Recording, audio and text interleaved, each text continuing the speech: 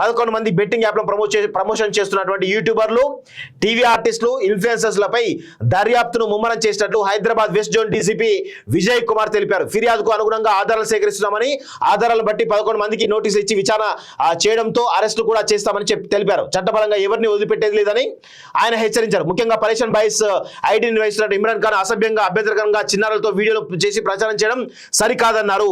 అదేవిధంగా వారి సొంత లాభాల కోసం బెట్టింగ్ యాప్లు ప్రమోషన్ చేస్తున్నటువంటి నిరుద్యోగులు యువతను ఆర్థికంగా నిండా మునిగేలా చేయడం సహించడం నేరమన్నారు. సో ఇక్కడ పరేషన్ బాయ్స్ ఎవరైతే ఉన్నారో ఆయన ఎక్కడ దొరుకుతలేడు. సో పరారులో ఉన్నాడేమో అనేటువంటి ఒక అనుమానం అయితే కలుగుతుంది. ఆయన ఫోన్ కూడా స్విచ్ ఆఫ్ పెట్టుకున్నాడు. ఆయన ఎక్కడ మొన్న నాన్వేషన్ ఎవరైతే అన్వేష్ ప్రపంచ యాత్రికులు ఎవరైతే ఉన్నారో ఆయన వీడియో చేసిండు ఆయన స్కామ్స్ పైన. దాని తర్వాత ఇంకొక వీడియో రిలీజ్ చేసి ఎక్కడ కూడా అందుబాటులో లేకుండా ఫోన్ స్విచ్ ఆఫ్ పెట్టుకొని మరి పరారులో ఉన్నాడా అనేటువంటి అనుమానాలు కూడా బలంగా కలుగుతున్నాయి.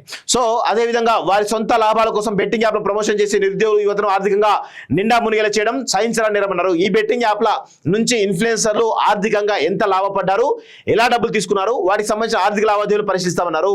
ఇప్పటికే కొంతమంది ఇన్ఫ్లుయెన్సర్లు ఫోన్లు స్విచ్ ఆఫ్ చేసుకుని అజ్ఞాతంలో వెళ్ళినట్టు సమాచారం ఉండగా మిగతా వారు సారీ అని చెబుతూ పాత వీడియోలను డిలీట్ చేసి తప్పించుకునేటువంటి ప్రయత్నం చేసినట్లు పోలీసులు గుర్తించారు. ఈ వీడియోలను డిలీట్ చేసిన ప్రత్యేక సైబర్ సెక్యూరిటీ టూల్స్ ద్వారా వీటన్నిటిని బయటికి తీస్తామని పోలీసులు స్పష్టం చేశారు. కాగా మంగళవారం సాయంత్రం 4 గంటలకు విష్ణుప్రియను పంజాగుట్ట పోలీసులు విచారణకు పిలిచినట్టు సమాచారం. ఇది ఇలా ఉండగా మంచు లక్ష్మితో పాటు మరికొందరు సినీ హీరోయిన్ల బెట్టింగ్ ప్రమోషన్ సంబంధించిన వీడియోలు బయటికి రావడంతో వారిపై కూడా కేసులు నమోదు చేయాలని డిమాండ్ చేస్తున్నారు. సో నేను అదే అంటా ఉన్నాను, మీరు చిన్న వాళ్ళు ఎవరైతే ఉన్నారో వాళ్ళని కాదు, ఎవరైతే ఈ మంచు లక్ష్మి లాంటి వాళ్ళు ఎవరైతే ఉన్నారో వాళ్ళపైన కూడా సీరియస్గా కేసులు పెట్టాలని చెప్పేసి కోరుతా ఉన్నాను.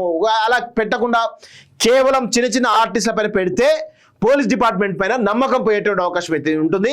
సో దీనిపైన సజ్జనార్ గారు చాలా సీరియస్గా ఉండాలని చెప్పేసి కూడా నేను కోరుతా ఉన్నాను.